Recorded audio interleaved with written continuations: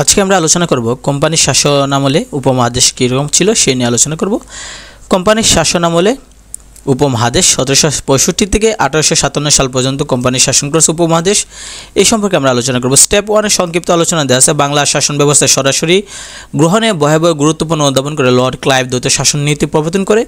এই শাসন ব্যবস্থায় তিনি দেশীয় নবাবের হাতে নেজামত ক্ষমতা অর্থাৎ বিচার ও শাসন বিভাগের দায়িত্ব অর্পণ করে, আর কোম্পানির উপর রাজস্ব এবং দেশের রক্ষার দায়িত্ব ন্যস্ত ছিল। তো আমরা এখানে দেখি গুরুত্বপূর্ণ আলোচনা দেওয়া আছে, সেটা হচ্ছে যে 76 মন্বন্তর বা মহা দুর্ভিক্ষ যেটা হয়েছিল সেটা ইংরেজি 1770 খ্রিস্টাব্দে হয়েছিল, বাংলায় যেটা হচ্ছে 1176 সালে হয়েছিল। 76 মন্বন্তরের সময় বা 76 দুর্ভিক্ষের সময় বাংলায় গভর্নর ছিল লর্ড কার্টিয়ার ছিল, অর্থাৎ 76 যেটা 1770 সালে যে 76 মন্বন্তর বা মহা দুর্ভিক্ষ হয়েছিল সেই সময় বাংলা গভর্নর ছিল লর্ড কার্টিয়ার ছিল। উপমহাদেশে ব্রিটিশ বিরোধী মহা অভ্যুত্থান যেটা সিপাহী বিদ্রোহ নামে পরিচিত সেটা হয়েছিল 1857 সালে। ইংল্যান্ডের রানী ভিক্টোরিয়া ব্রিটিশ ভারতের শাসনভার ইস্ট ইন্ডিয়া কোম্পানির হাত থেকে নিজের হাতে তুলে নিয়েছিলেন 1858 সালে।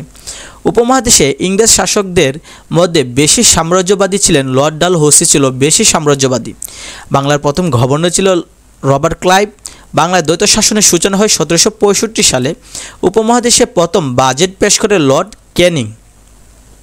তো আমরা যদি এদিকে খেয়াল করে দেখি যে ইংরেজ শাসন আমলের সংস্কার কার্যক্রম সেটা আমরা দেখতে পারি যে রবার্ট ক্লাইভ তিনি কী করেছেন, বাংলায় প্রথম ব্রিটিশ গভর্নর সেটা হচ্ছে 1765 সালে। ইংরেজ সাম্রাজ্যে গোড়াপত্তন করেছিলেন তিনি 1765 সালে এবং দ্বৈত শাসন ব্যবস্থাও তিনি করেছিলেন 1765 সালে। ওয়ারেন হেস্টিং দ্বৈত শাসন বিলুপ্তি করেন এবং উপমহাদেশে প্রথম রাজস্ব বোর্ড গঠন করেন, সেটা হচ্ছে 1772 সালে। পাঁচশালা ভূমি বন্দোবস্ত করেন 1772 সালে। সাম্রাজ্যবাদী সত্য বিলোপ নীতি তিনি করেন 1774 সালে। বাংলার রাজধানী মুর্শিদাবাদ থেকে কলকাতায় নিয়ে যান তিনি 1772 সালে। এটা হচ্ছে ওয়ারেন হেস্টিং করেছিলেন। লর্ড কর্নওয়ালিস তিনি কী করেছেন, 10 শালা ভূমি ব্যবস্থা করেন তিনি 1790 সালে। সূর্যাস্ত আইন বন্দোবস্ত করেন তিনি 1700 বা চিরস্থায়ী বন্দোবস্ত প্রথা যেটা 1793 সালে এবং সিভিল সার্ভিস পরীক্ষা চালু করেন, অর্থাৎ বর্তমানে যেটা বিসিএস পরীক্ষা সেটা সিভিল সার্ভিস পরীক্ষায় সর্বপ্রথম ভারতে তিনিই আনছেন, কত সাল সেটা উল্লেখ নাই। লর্ড ওয়েলেসলি তিনি অধীনতামূলক মিত্রতা নীতি প্রণয়ন করেন। টিপু সুলতানের সাথে মহীশূর যুদ্ধ করেন। ফোর্ট উইলিয়াম কলেজ প্রতিষ্ঠা করেন 1800 সালে। লর্ড উইলিয়াম বেন্টিং তিনি সতীদাহ প্রথা বিলোপ করেন কত সালে, 1829 সালে। কলকাতা মেডিকেল কলেজ করেন তিনি 1835 সালে। ফার্সির পরিবর্তে ইংরেজি চালু করেন 1835 সালে। লর্ড ম্যাকলে কর্তৃক শিক্ষানীতি প্রণয়ন করেন 1835 সালে। লর্ড উইলিয়াম বেন্টিং খেয়াল করে দেখেন যে ফার্সির পরিবর্তে ইংরেজি ভাষা চালু করেন, অর্থাৎ মুঘল আমলে সম্রাট আকবর, হুমায়ুন, শাহজাহান, আওরঙ্গজেব তাদের আমলে ছিল ফার্সি ভাষা ছিল ব্যবহার করা হতো, তাদের রাষ্ট্রীয় যেটা বলা হয় যে সরকারি কাজে ফার্সি ভাষা ব্যবহার করা হতো। পরবর্তীতে উইলিয়াম বেন্টিং ওই ফার্সিটাকে বাদ দিয়ে সরকারি কাজে অর্থাৎ রাষ্ট্রীয় কাজে ইংরেজি ভাষা চালু করেন। আবার এই যে আমাদের শিক্ষানীতি বিভিন্ন ধরনের শিক্ষানীতি প্রণয়ন করা হয় সেটা প্রথম কিন্তু লর্ড ম্যাকলে তিনি করেছিলেন কত সালে, 1835 সালে। আর এই শিক্ষানীতিটাই তিনি লর্ড উইলিয়াম বেন্টিং অনুমোদন দিয়েছিলেন।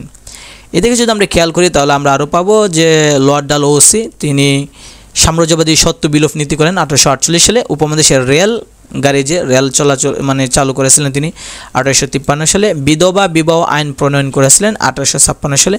হিন্দুরা বিধবা বিবাহ সাধারণত ছিল না, হিন্দুদের ধর্মে তারা বিধবা বিবাহ করা হতো না, কিন্তু লর্ড ডালহৌসি এবং ঈশ্বরচন্দ্র বিদ্যাসাগর দুজনের প্রচেষ্টায় বিধবাদের বিবাহের ব্যবস্থা করে দেন, এই নীতি প্রণয়ন করেন 1856 সালে।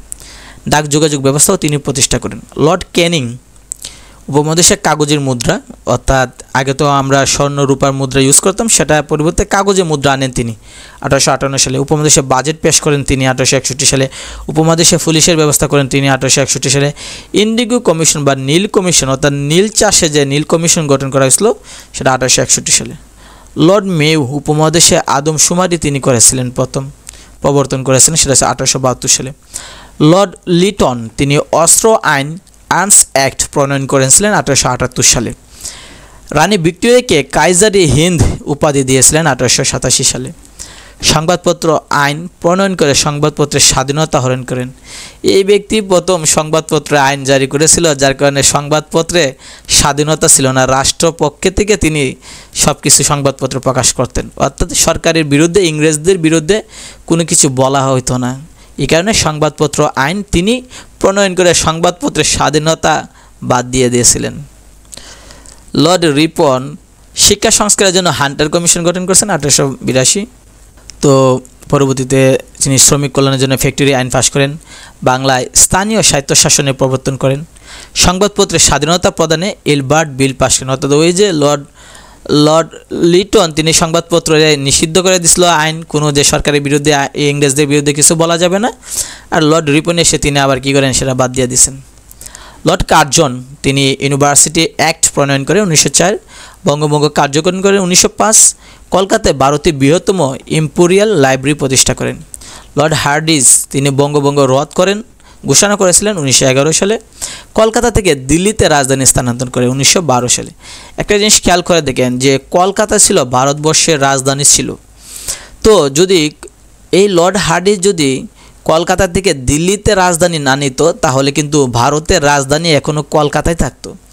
আমরা জানি ভারত দিল্লি থেকে সারা ভারত শাসন করে, কারণ দিল্লি হচ্ছে প্রধানমন্ত্রী, রাষ্ট্রপতি যাবতীয় কাজ, কারণ রাজধানী দিল্লি। কারণ আমাদের রাজধানী ঢাকা, তাই আমাদের ঢাকাতে প্রধানমন্ত্রী, রাষ্ট্রপতি এবং যাবতীয় কাজ, সরকারি কাজ ঢাকাতে থাকে। একইভাবে যদি কলকাতাতে যদি রাজধানীটা থাকতো, তাহলে কিন্তু কলকাতায় ভারতের সকল কাজ, রাষ্ট্রপতি, প্রধানমন্ত্রী সবাই কিন্তু কলকাতায় থাকতেন। তাহলে কিন্তু কলকাতা আরও উন্নত হলো এবং বাংলাও আরও উন্নত হলো। কিন্তু লর্ড হার্ডিঞ্জ তিনি কী করছেন, কলকাতা থেকে দিল্লিতে নিয়ে গেছেন। লর্ড মাউন্টব্যাটেন তিনি ব্রিটিশ পার্লামেন্টে ভারত স্বাধীনতা আইন পাশ করে 1947 সালে এবং ভারত পাকিস্তানকে তিনি বিভক্ত করে দিয়ে গেছেন, মানে সৃষ্টি করে দিয়ে গেছেন 1947 সালে। তো আমরা যদি আলোচনা দেখি, সেখানে আমরা যদি কিছু আলোচনা পাই, তাহলে সেটা হচ্ছে আলোচিত ব্রিটিশ ভাইসরয় ও গভর্নর, সেটা হচ্ছে বাংলার প্রথম গভর্নর ছিল লর্ড ক্লাইভ। বাংলার শেষ গভর্নর ছিলেন ওয়ারেন হেস্টিং। বাংলার প্রথম গভর্নর জেনারেল ছিলেন ওয়ারেন হেস্টিং। কীভাবে? অর্থাৎ বাংলার শেষ গভর্নর ছিল ওয়ারেন হেস্টিং। তখন এই ব্রিটিশ রাজদরবার থেকে আসলো যে গভর্নর পদ বাতিল, নতুন করে পদ সৃষ্টি করলাম, সেটা হচ্ছে গভর্নর জেনারেল। তখন বাংলার যে শেষ গভর্নর ছিল ওয়ারেন হেস্টিং, তিনি আবার কী হইলেন, বাংলার প্রথম গভর্নর জেনারেল হিসেবে নিযুক্ত পাইলেন। ব্রিটিশ ভারতের শেষ গভর্নর জেনারেল ছিলেন লর্ড ক্যানিং। ব্রিটিশ ভারতের প্রথম ভাইসরয় ছিল লর্ড ক্যানিং। ব্রিটিশ ভারতের শেষ ভাইসরয় ছিল লর্ড মাউন্টব্যাটেন। আর এদিকে আমরা যদি দেখি যে উপমহাদেশে ইউরোপীয়দের আগমন যদি দেখি, তাহলে আমরা দেখতে পাই যে পর্তুগাল থেকে মানুষ আসছে ভারতে 1498 সালে এবং বাংলায় আসছে 1556 সালে।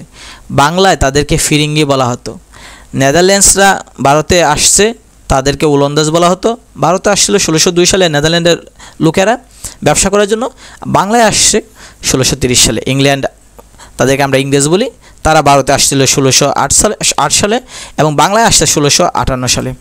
ডেনমার্ক, যাদেরকে আমরা ডেনমার্ক বলি, তারা 1616 সালে আসছে এবং 1676 সালে বাংলায় আসছে। ফরাসিয়ারা ভারতে আসছে 1668 সালে এবং বাংলায় আসছে 1674 সালে।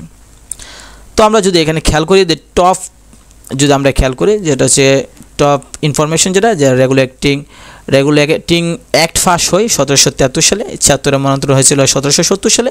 বাংলায় 1176 সালে। উপমহাদেশে রেলগাড়ি চালু হয় 1853 সালে। রেল চালু হয়, আদমশুমারি করেন লর্ড মেয়ো। পর্তুগিজরা ফিরিঙ্গি নামে বাংলায় পরিচিত ছিল। আর সতীদাহ প্রথা বিলুপ করা হয় 1829 সালে। তো বিগত বিশেষ পরীক্ষা আমরা যদি খেয়াল করে দিই, পিএসসি সহ ঢাকা বিশ্ববিদ্যালয়ে বিভিন্ন প্রশ্ন আসছে। আমরা এগুলো যদি খেয়াল করি, যেমন কত খ্রিস্টাব্দে ইংল্যান্ডের the British east India company স্থাপিত হয়, সেটা হচ্ছে 1600 সালে। তো কোন নেতা জমিদারি প্রথা রদে প্রধান ভূমিকা পালন করে, সেটা হচ্ছে একে ফজলুল হক। তো একইভাবে আমরা যদি এদিকে দেখি, জাহাঙ্গীরনগর বিশ্ববিদ্যালয় আসছে, বিভিন্ন পরীক্ষায় আসছে। রাজশাহী বিশ্ববিদ্যালয়, চট্টগ্রাম বিশ্ববিদ্যালয় গুচ্ছ এবং মেডিকেল এবং ডেন্টালও আসছে। তো এই হলো যে ব্রিটিশরা যে বাংলায় শাসন করছে, কোম্পানির শাসন, সেটা নিয়ে বিস্তারিত আলোচনা। আমরা পরবর্তীতে ভিডিওতে আমরা জানবো ইংরেজ শাসন আমলে প্রতিরোধ, নবজাগরণ এবং সংস্কার নিয়ে আমরা আলোচনা করব।